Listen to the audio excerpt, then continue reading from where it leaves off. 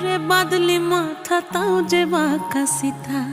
মেদিনীপুরে রায়না চিরন বাঁকুড়ার ওই ফিতা, আরে যতন করে বাঁধলি মাথা তাও যে বাঁকা সিথা। পেছ পাড়িয়া রাজকো